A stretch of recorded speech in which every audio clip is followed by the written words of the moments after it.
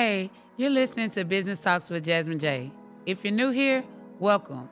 If you've been rocking with me, thank you for staying tuned in. This is a podcast from the leader's perspective, where we talk strategy, results, and the real behind the scenes of what it takes to build something that lasts. This season is all about legacy, the moves you make now that shape what's to come next. Each week, I'll be coming with new fire episodes.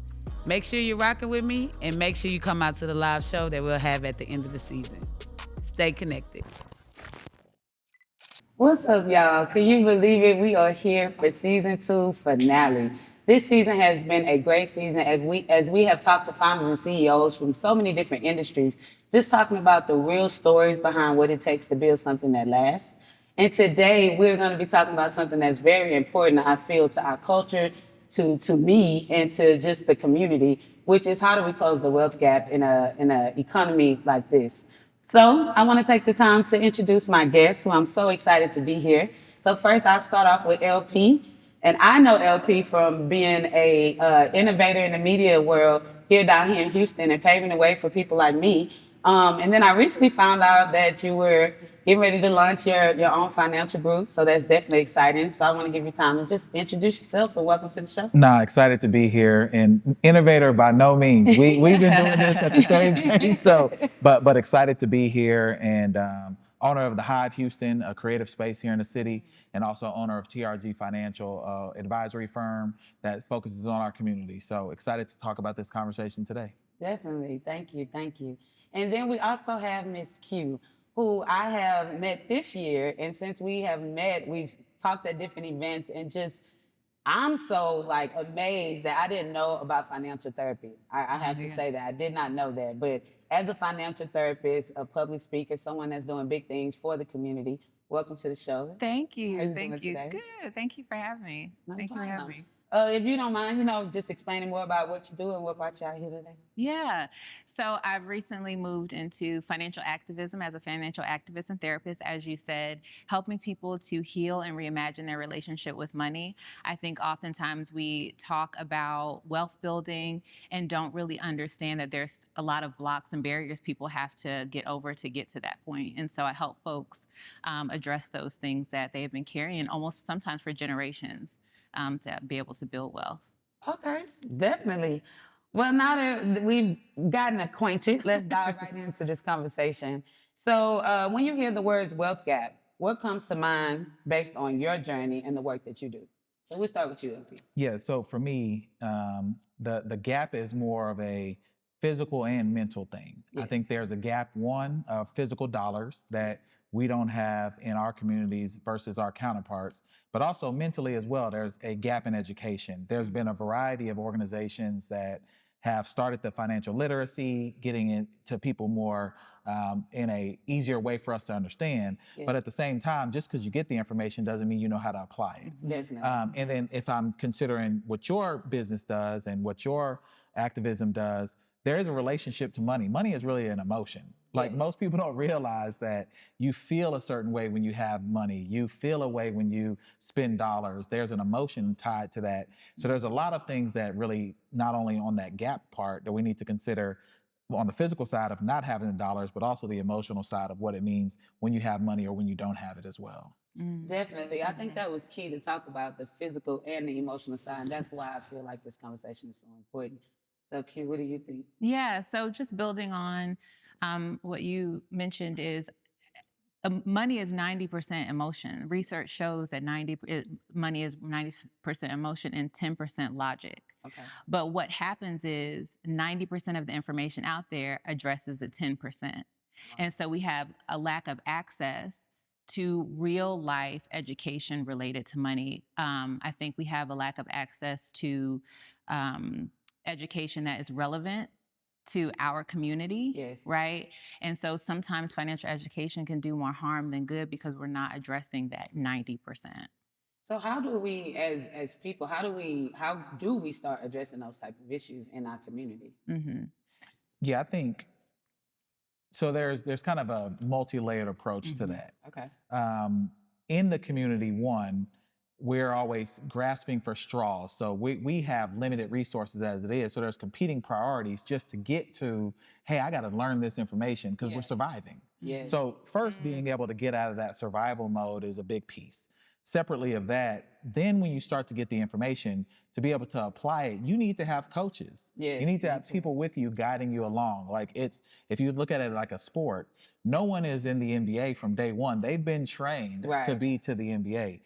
Just because they had a unique set of skills, whether that's height or coordination, they still needed someone to coach them to make sure that they could perform at their highest level. The same thing happens with us. If we can get out of some of our scarcity mindset, then be able to jump into the coaching that'll allow us to be able to flourish more with dollars. Definitely. Definitely. I think one thing, and this was a topic that was going around on social media, was about because we talk about like surviving, right? So on social media, they were talking about, hey, if you're an entrepreneur and you're not really making the money, you should go get a job. What's her name? Tabitha Brown. Tabitha Brown. So what's your take on that? I mean, I don't think that there's anything wrong with having to supplement your income as an entrepreneur if that's what it takes, if that is what's right for you. I don't think it's a one size fits all. And that's what I feel about finances in general. It's not one size fits all. Your specific and particular situation has a custom approach that is right for you. So for some people, it might be getting a job or a side income or taking on something else that, relieves the pressure and the stress that comes with generating income as an entrepreneur. I don't think there's anything wrong with that. I just think that being mindful of how you say it and what context you say it is the key, right? I think that's the most important part, is because there's several ways that you can supplement your income. I don't think it's just go get a job and let that be it. And also in the context, this market right now is scary for a lot of people. Definitely. You know what I mean? And so when I say just the context, it can feel a bit tone deaf in this situation, especially amongst Black women that we're in right now. Yeah. Definitely. What about you, LP? What do you think about like just that whole survival mode and as it relates to entrepreneurship? Yeah, I think everyone isn't built to be an entrepreneur. I agree. So if I'm mentoring someone younger than myself or in a similar path, I've had a W-2 for all of my life until 6 months ago. Right. So it's not that I've jumped out. Again, if I go back to my earliest comments, I was able to use that W-2 to prepare me for what I'm doing now. Yes. So I always encourage people, you see a lot of hustle or a lot of grind or a lot of, that culture, but grind is a real thing. You grind yourself down. I don't think people consider the words or the nature of what we're doing. So if it's a job and you can be comfortable and still maybe do things, and I appreciate you said side income instead of side hustle, because we're not built for hustle. Right. We are built to excel. We are the higher primates for a reason, because we can use our brain power to not always be hustling. So Definitely. if you need a job, get a job. Right. No one's gonna fault you for that. But if you have a passion, turn it into a paid hobby that then can turn into a business, is what I would say. Definitely. And with that, I always talk about like having your strategy. I'm a big strategist, but you need to have a strategy in whatever you're doing. And if having a W-2 is a part of the strategy to get you to the goal, then by all means, Yeah. Get it. Yeah, because some people have multiple W-2s, Yes. right? So if your primary 9 to 5, so to speak, is not, there's, I think over 42% of people have a side income to supplement their primary in the United States. Definitely. Right? And so some people have multiple W-2s. So it's not just for entrepreneurs, but also people who have a 9 to 5 have another source of income to help to supplement the primary income. So it's on both sides. Yes, definitely. So that takes us to the next question. Why do you think the gap continues to persist, or not what? Why do you think the gap continues to persist amongst generations? So it just goes from one generation to the next. I think it's really rooted in shame. Mm-hmm. I think the research shows that shame is probably the undercurrent and that thread that weaves through generations, generation to generation, right? So that and fear, right? Fear. So everything from the Freedmen's Bank, where I've put my money, I've trusted the government, especially for the Black community. I've trusted the banks and the government to do what they said they were going to do with my money. I go to take a withdrawal and you you spent it all. Yes. You sold it. You sold all my property. And so what I thought would be an investment and multiple millions of dollars is gone, and now I have nothing for my family. And so now there's a lack of trust, and you are ashamed that you made that decision. Yes. And then you tell that story, and that carries through from generation to generation to generation. And now we have people who are hiding their money in the mattress or under the bed. They're either underbanked or not banked at all. Yeah. So I think shame is a core component that then teaches us not to talk about it, Yeah. not to share, being embarrassed to share or ask questions because you think you should know. And then I also see that in women who make a really great income, so to speak, quote unquote, high earners who still live paycheck to paycheck because they do not know how to manage their money. That was me. Yeah. That was me. As much as I made, lifestyle creep, and as much went out the door, right? It went out the door. So yeah, I think shame is that core component that keeps us from moving forward. And I'll probably add on top of the shame is that there is a conditioning in our community, because I can remember getting this message when I was young. Hey, grown folks' business is grown folks' business. We don't talk about this in this household. And the way that I've set up my firm is that I feel like the family needs to be a part of all those money conversations because there is trust not only built, but there is also a family legacy established as well that we know, hey, the reason why we pivoted from this vacation is because this tuition is going to cost Y. Those are discussions that never happen to anybody. If you were under 35 now or under 40 now, you probably never had a conversation with your family about money. Exactly. Yeah. I mean, y'all probably never talked about it. That's It was just, hey, the bills got paid. You were able to eat this week. You better be lucky you were able to eat. And I think a lot of those messages put the fear and it put the shame in people in our community because now even when we got it, we're just happy to give it away because maybe we didn't even feel like we're supposed to have it. You know, it's one of those things. We're keeping up with people, keeping up with the Joneses, they would say. A lot of that's rooted in our community also.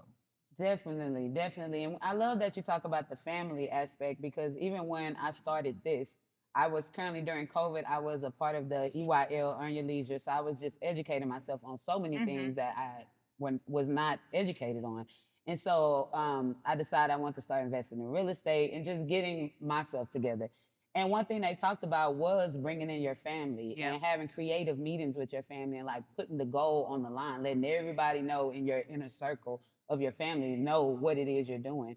And I did that. I called a family meeting with my dad and my mom who had been divorced for like 20-some years at this time. And I set them down. I'm like, this is what I want to do. This is my goal. This is the vision God's given me. How can we all be on the same page with this? Then my mom started talking about her business and what she was doing. My dad started talking about his retirement goals. And then now we're able to move as a unit, you know, and as a family, even though there's divorce there and other things within our family. Yeah, that's important. Yeah, and that's exactly what we do. Like, so you'll, like, in that, you can memorialize that as well with like a charter for your family or an investment policy statement for your family or some guiding principles. Because what happens is you were able to have that conversation because y'all are more connected. Sometimes families are separated. Hey, one may be in LA, one may be in New York. You had this pool of assets. Now grandma's house is gone because we didn't pay the taxes. When if we just had this conversation, we would have known that, hey, per our bylaws, this is what we're doing as a family. Other people do this. We just don't. You know, so not a part of our legacy. Man, that's such a gem, definitely. Thank you for sharing that, for sure. So one thing I want to tell my audience right here is you have to do something yourself, like we talked about that survival mode. So let's just talk about step one. Let's list out all our expenses. Let's list out all of our income. And let's see, are we making enough money to even take care of ourselves? Are we breaking even? Are we in the red? I think that's the first step that the listeners could do if you have not already done that. Have a household budget for yourself and your household, your family, so that you know which step to take as we navigate through this. All right, so let's talk about mindset. Q, what mental and emotional blocks hold people back from starting their wealth building journey? I think the fear of what you just said, looking at the numbers.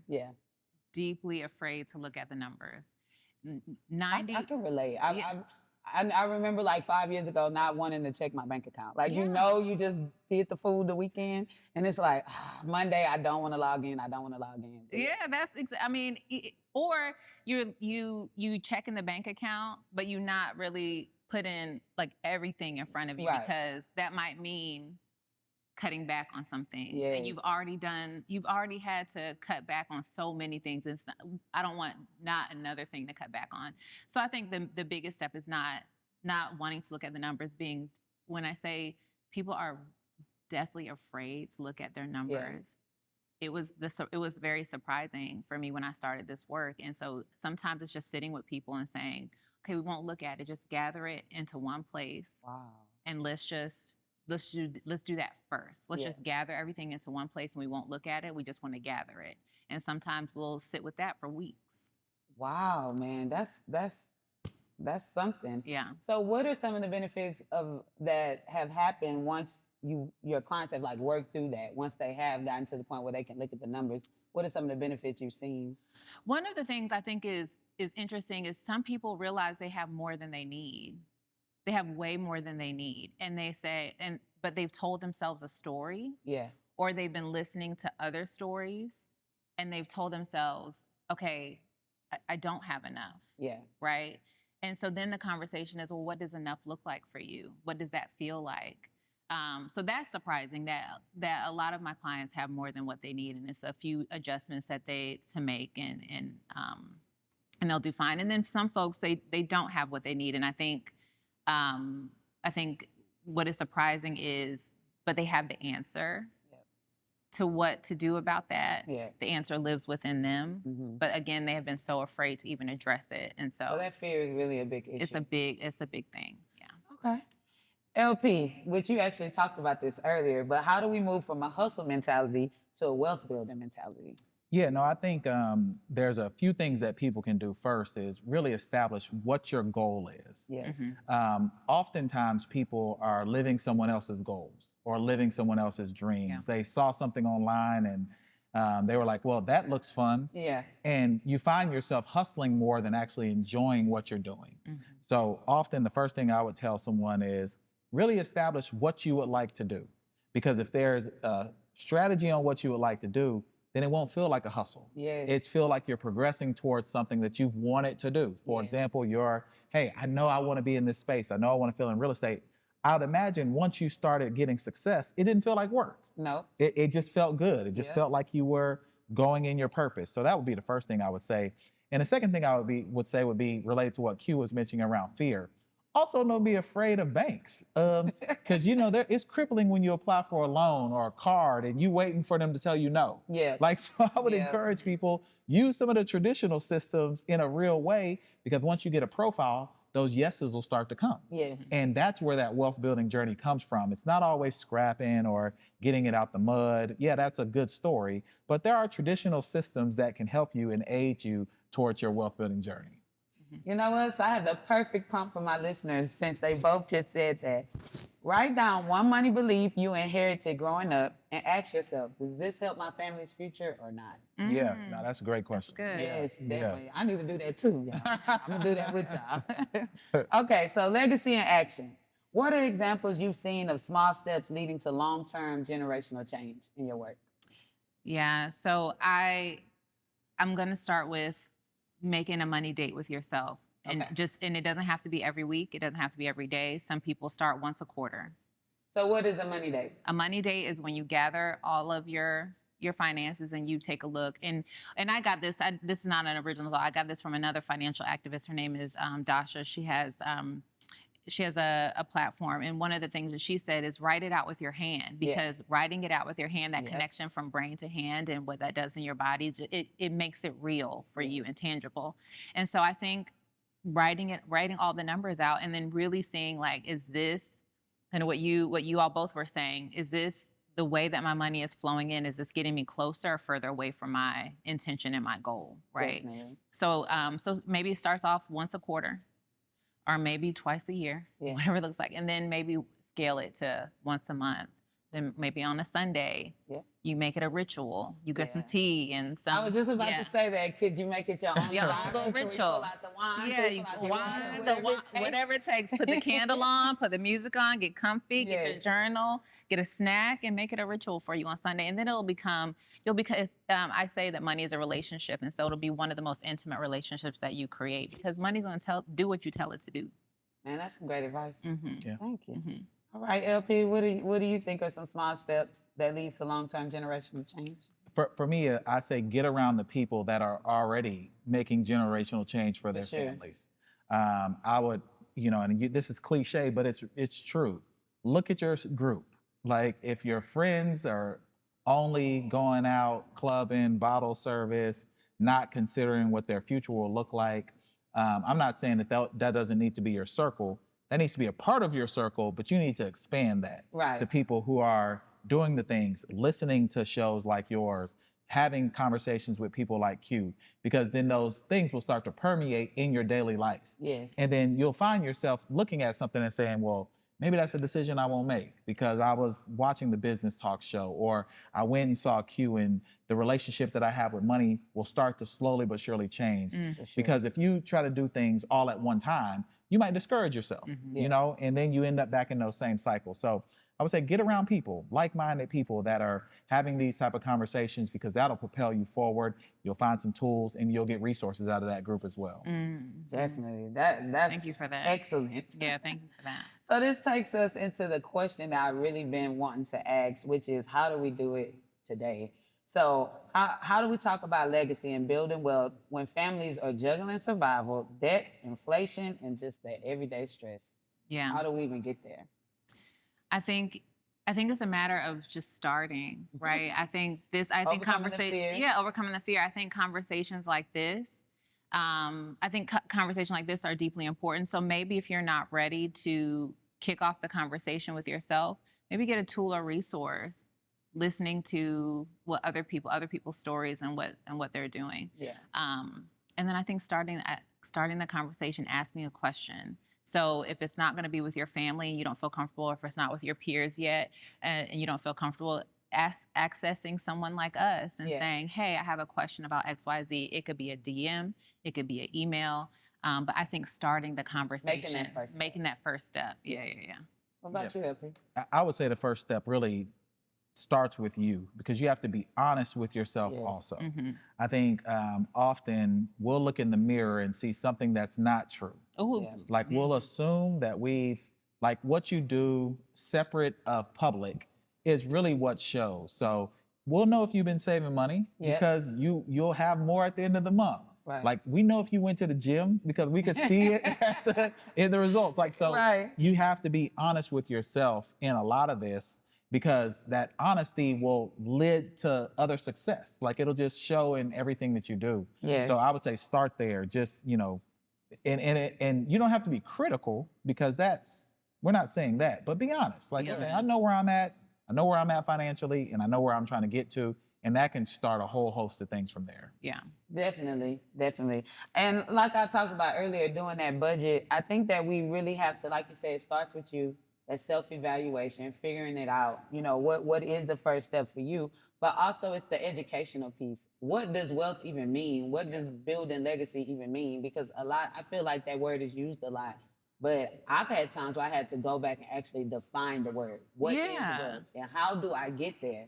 And so we talk about things like life insurance and making savings accounts for your children and things like that. I think that's something that as a community, we need to start educating ourselves. And if that's not something we can do tomorrow, it needs to become a part of our financial strategy on, okay, when can I get this done? Like, so to speak, with life insurance, I'm new into that industry, but one thing I'm definitely learning is how we view life insurance is completely different from other cultures, as they're using it to build generational wealth and set up the next generation, and we're using it to bury. And it's like, it's just a piece of education that I feel is missing. Yeah. For sure. Okay, so now we'll go into the third and last segment, which is faith, resilience, and culture wealth. So how important is faith in building wealth and legacy? Let me tell you that my work is at the intersection of spirituality and money. I think a lot of times we keep them very separate. We don't want to talk about them together. But money is woven into every aspect of our lives, right? And if we don't have, I think, a foundation, then it can become the thing that drives us. It can be the thing that we worship. It can be the thing that defines us. And so I think it's deeply important for those things to go together and not be talked about separately. Definitely. Yeah. Go ahead. No, and I would agree. I think if we would take our probably Christian upbringing, I would assume, you know, most of us went to a church every Wednesday, Sunday, Monday. You know, even the way relationship, money, in that environment also has shaped us. It has shaped us in a way where, hey, the tithes and offering come to the storehouse. It is not okay to have wealth. It is not okay to be greater than the next. So there's messages in that also that lend to some of our scarcity. But you do need to have faith that things will work out. Yes. You know, like, because you also have people who just go nihilistic thoughts and just say, hey, whatever happens is going to happen. And that is not life. No, you know, it's that's not life. So there's kind of a dichotomy. So in one, you'll see, well, it's only the preacher or the pastor, he or she, that has the wealth in the church. Yeah. And they've been the ones who've been able to prosper or have prosperity. And then the parishioners are still trying to figure their way out. When in reality, we could all be doing this together. Group economics is a real thing. Like, churches can do that. Spaces like this can do it. Spaces like mine, what Q is doing. We should all be combining those assets and moving together and having faith that we're all moving in the right direction. Definitely. You know, it's not based on us. If the goal is just for us, then it's too small. We need to be leaning into what we've been brought up in. And I believe that faith is a big part of that. I love how you brought it back to what we've been brought up in, because that is so true. And I believe faith is a part of everything, like you say. And when I work with my clients with the Strategize You community, that's a pillar. Because a lot of us as CEOs, founders, entrepreneurs, we have a plan for our business, right? We have a whole strategy on how we're going to build this business, but that's the only plan we have. We don't have a plan for family. We don't have a plan for wealth. We don't have a plan for faith. None of that. And I talk about how, as an entrepreneur, business owner, you get caught up in the everyday grind. And then when something happens with your family, you're not worried. For me, something happens with my kids, CCN is the last on my priority at that very moment. At that moment, But when I have a strategy in place, when things are crazy, I can refer back to something and say, okay, this is what I need to do to get myself back on track. So I say all that to say that I feel like faith is super important. Like, it starts with faith before you can dig into anything else. Yeah. For sure. Completely agree. So what role does resilience play when people hit financial setbacks? Because I think that's important too. We talk about building wealth. There are going to be some setbacks. So how do we get past those? Yeah.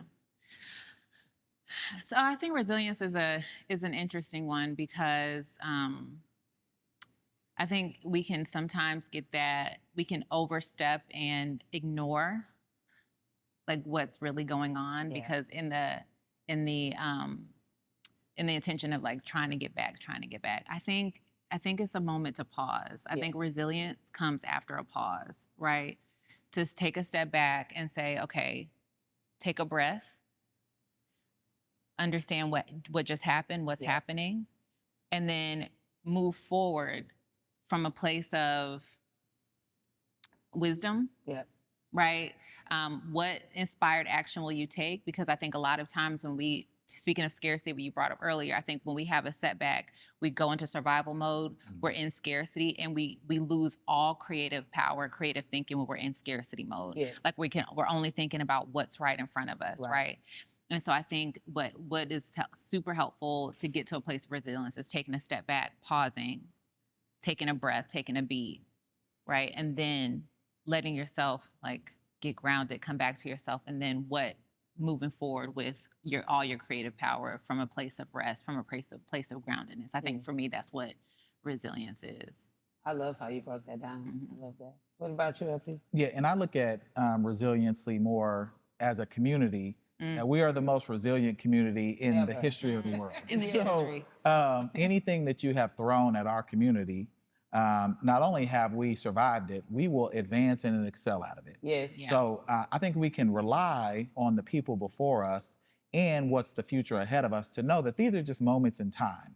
And I think what happens with people who don't lean into their resiliency is they think that what has happened right now is it. Is it? Yeah. Yeah, and that emotion of failure or that emotion of bankruptcy or that emotion of loss is the only thing that they can focus on. And I like what you said. It does hijack that brain. It does hijack. The only thing you consider is how to get back from that. Yeah. When in reality, it may be 18 months. I'm 45. I can't remember what was going on 10 years ago. Yeah. You know what I'm saying? So it's one of those things where you're resilient, yes, but you also need to understand these are pockets of time. Yeah. Life is long and short at the same time. Yep. So if you're in a window right now that's more difficult, that on the other side of it may be something more positive. And, Yes. and you can always look at it that way. And I think you brought up a key component that is deeply important in my work, and I think on all of our work, is community. Yes. Right? Community, like having a place where there's reciprocity, where there's exchange that's happening.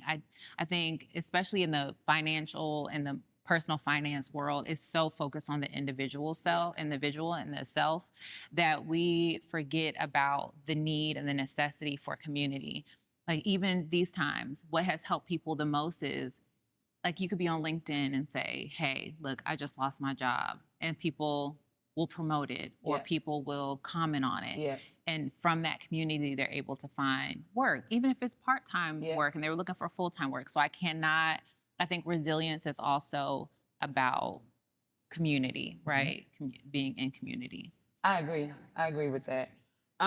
So speaking of that, I think LP, what you were talking about, just as us and where we come from, and just looking at that, let's talk about the culture of wealth, because I think there's a confusion, especially when it comes to our young people. Yeah. I have 3 children. My youngest child is 13, and she believes wealth is what she sees on Instagram. Yeah. My oldest daughter, who is about to be 20, she believes wealth is having money in her bank account, a nice car, being able to go to brunch with her friends when she thinks, we really have to talk about what is the culture of wealth and what does that really look like. So what is y'all take on that? Yeah, in my space, because I have these conversations a lot, and what I've kind of narrowed it down to when I'm talking to people is wealth is really you having the value of your time. Yes. Because in the grand scheme of things, people make a lot of money and they just be as miserable as the person who doesn't have any money, right? Because they don't have their time, or they don't have the ability to do things that they would like to do, be able to take their kid to their activities, or be able to be involved in the parent-teacher programs, et cetera. So for me, wealth is about that family, that community, the ability to own my time, because dollars come and go. The people around you, that community, that support system does not. So that's where your wealth lives. That's the people that matter. The emotion to the money, that's going to come and go. While we need it to survive, I don't look at the dollars as the wealth. The wealth is the people that you bring around with you, the people you bring up with you, and the time that you have with those individuals. Love that. Wealth is community. What about you? I think everybody gets to define what wealth looks like for them, right? I would agree. I think for me, wealth is choice and agency, right? Being able to say, I'm going to walk away from this harmful situation if I need to, right? Yeah. Whether that's work or personal. I think there's several components. There's relationships, wealth of relationships, wealth in community. I think there's wealth when it comes to the actual dollars. I think there's so many ways that we can define wealth, and I think the invitation is to broaden what that looks like. How would you define wealth for you? Yeah. For me, it was being able to take my children to school and pick them up, being in the parent pickup line. That's something that when I was in my 20s and early 30s, I thought that I would never be able to do. Never. It was on my vision board, just to be able to not have to rush them off to school and hurry up and pick them up and hurry up and put them to bed so I can get back to work. Right. And to me, that's what wealth is, now being able to be present with them, I think, as you mentioned. And that pickup line is tough. I'm telling you. Years and years. That's wild.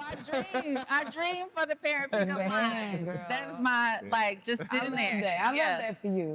Thank you. Look, because for me, I'm my youngest daughter's going to high school, and I'm like, thank you, God. Oh, I still got 7 more years of pickup line. Listen, I love, I dreamed of the parent pickup, because I was the kid who had to ride the bus and walk home. Me too, I was. You know what I mean? And so I just dreamed, literally on my vision board.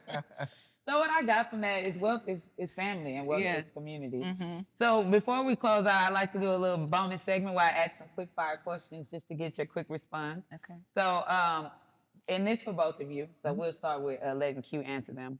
One word that defines wealth. Choice. Okay. Choice. Time. Time. Choice and time. A book, podcast, or resource that shifted your mindset. The trauma of money. That book and that program, as a practitioner, it completely changed everything I thought about money. Wow. Uh-huh. Yeah, great book, by the way. Yeah. And Who Not How. Who Not How, yes, It just amazing. gives you that you don't have to have all the answers. You need to find the who's that can support the how of getting things done. Mm-hmm. Yeah. Yeah. I think one book that has helped shift me lately is Profit First. Oh, that's so good. Man, I It's love so that good. book. Yeah. I love It's that book. it's 'Cause not I what you saw some- think. Yeah, it's not what you think. It's Man, not. I saw some things about myself that I'm like, yeah. It's not need when to you were work on talking that. about when you were talking about budgets. Like budgets would give me anxiety, and when he started breaking it down as in within buckets, Yep. I applied that even to my personal life. Yeah. So as long as I know how much money is in the bucket, Yeah. I feel that feels wealthy to me. Like I don't have to think about line by line. I know this is how much money is in that Yep. bucket. And that's what I focus on, because budgeting can be It can. like It can be anxiety, overwhelming for yeah, people who are overwhelming for not- people. not used to that, Yeah, so for that's sure. definitely love the book. It's not what you think. Those of us who are working in from an anti-capitalist perspective, it's not what you think. It's not what you think. Okay, the biggest money myth you have had to unlearn. Oof. That you have to wait to invest. Yeah. Yeah.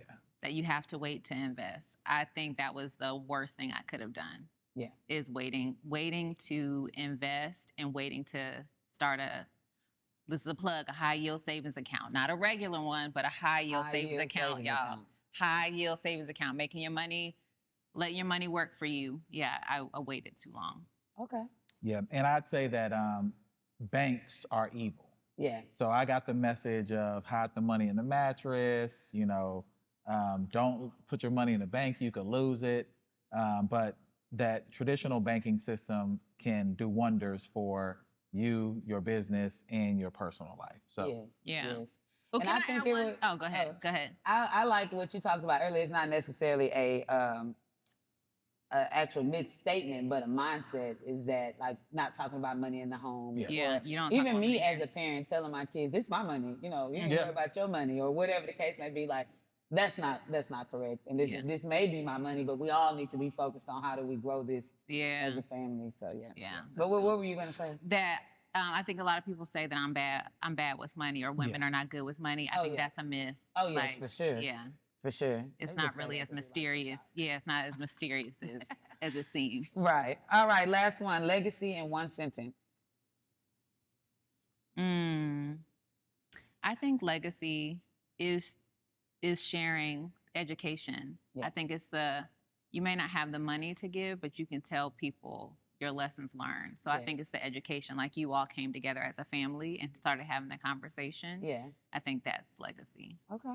Yeah, and I think legacy is what we do for the least of us, and then also how we carry forward the next generation. Yeah. As long as they're able to apply all the tools and knowledge that we've received, then we've done good by shepherding on the next legacy that we've got.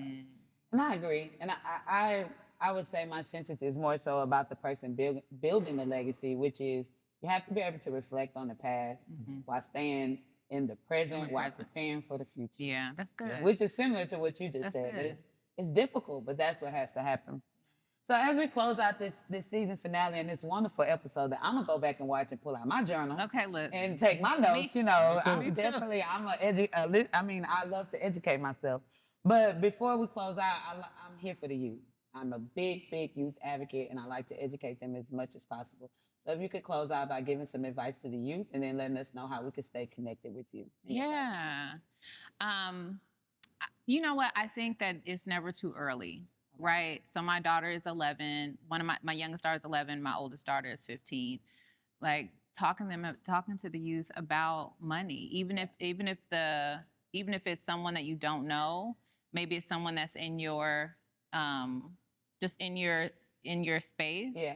Like sharing little nuggets with them on money, how money moves, and I think that's so hugely important. So then, even if it's not, even if they can't, it doesn't land with them what to do with it, they're getting comfortable. Y'all, it's here. The One Hope experience you'll love. When you open a bottle, you're opening up doors to opportunity. On top of that, 10% goes to local nonprofits. This isn't just wine, it's giving back.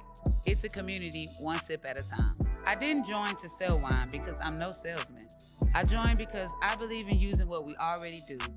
Gather, gift, pour to create change. You can start giving back today by scanning the QR code or clicking the link in the show notes. Now let's get back to the show. Well, talking about money out loud. Yes. Right?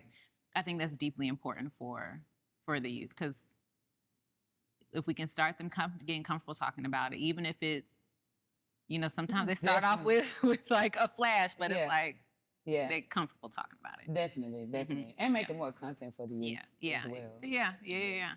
Yeah, and I would say open an investment account for a child as young as you can. So I've got an 11-year-old also, and she's probably had an account. I won't name any of the companies because I don't want to say that we're sponsoring them, but happy to talk about it after. Yeah. Where every time that she spends some money, that change just goes into an investment account and it just grows and grows and grows. She looked up the other day and she had like $4,000.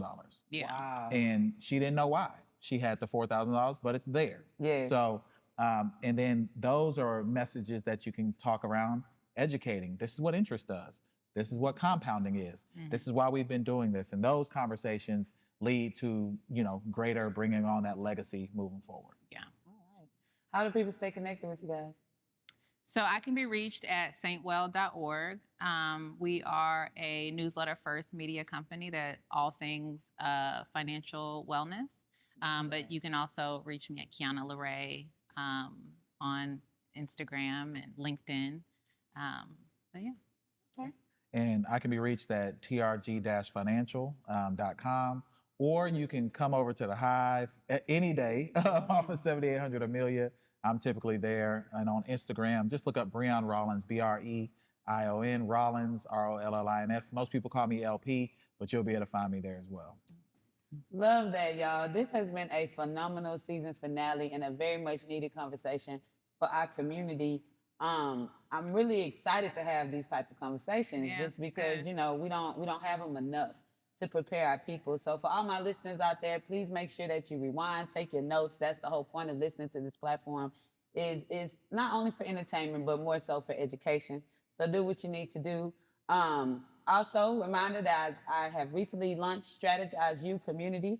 So if you are a founder, a CEO, a community leader, a change maker, this community is full of us. And what we're doing is working together to make sure we take a holistic approach to building legacy. So not only are we strategizing for business, we're strategizing for family and friends, community, wealth, as well as I'm missing one, faith, the most important one. Yeah. So make sure that y'all tap into the community.